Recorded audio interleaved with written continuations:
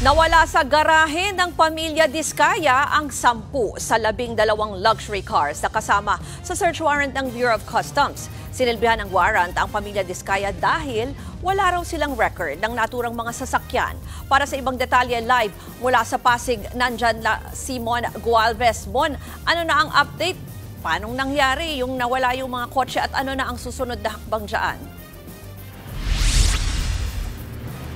Ruth, sumatotal, nasa 3 luxury vehicles ang na-hold o hinold ng Bureau of Customs matapos ihain ngayong search warrant dito sa compound ng St. Gerard Construction sa Pasig na pagmamay-ari ng pamilya Diskaya. Kinurdonan at hindi na muna pinayagang makalabas ng customs ang 3 imported at mamahaling sasakyan na nakita nila sa loob ng St. Gerard Construction Office. 2 rito ang kasama nga sa 12 luxury vehicles na hindi umano mahanap ang papeles at bahagi ng search warrant. Git ng customs, nais nilang matukoy kung dumaan ba mga ito sa tamang importation at hindi smuggled. Sabi ni Customs Commissioner Ariel Nepomuceno, sinisiguro lamang nilang nasusunod ang Customs Modernization and Tariff Act at nabayaran ng tama ang lahat ng duties at buwis nito.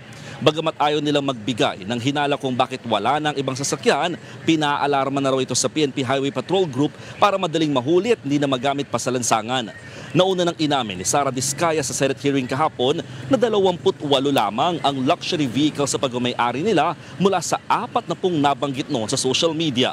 Wala namang humarap sa BOC mula sa sinumang kaanak ng pamilya Diskaya nang ihain ng search warrant.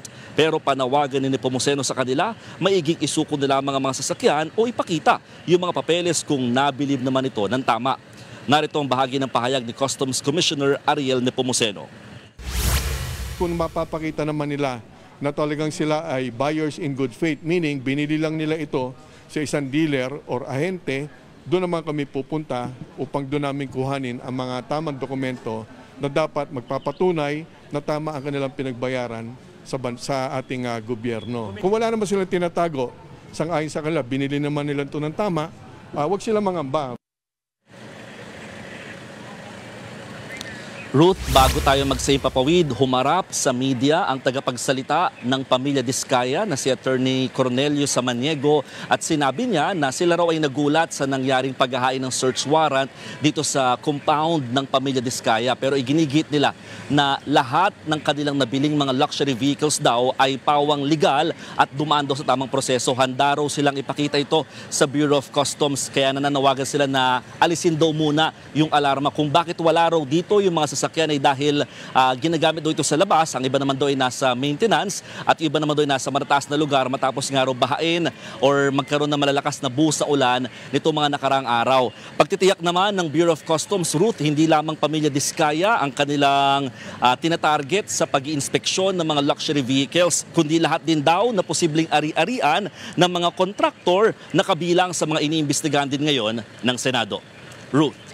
Yan po ang Express Report ni Mon Gualvez. Mga kapatid, Ruth Cabalco, para sa mabilis na pasada ng mga balitang dapat niyong malaman, mag-follow at mag-subscribe sa social media pages ng News 5.